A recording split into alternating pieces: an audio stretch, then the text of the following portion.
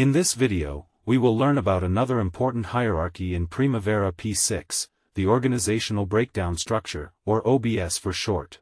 This is the project team's organizational chart, in which we record the team members and their responsibilities. To create it, from the Enterprise menu, select OBS and then Add the team members.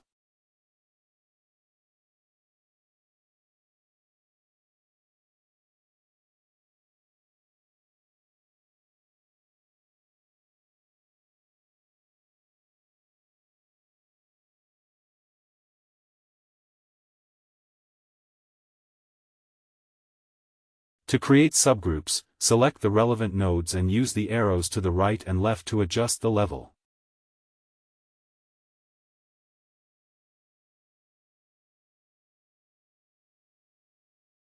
If you make a mistake, select the relevant node and delete it.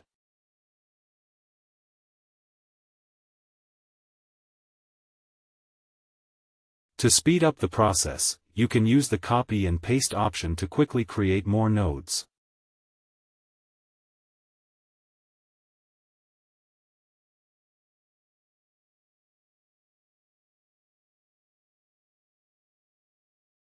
You can also change the diagram's format by selecting Display. Change the type. Change the alignment. You can also change the vertical and horizontal alignment. You can also change the color.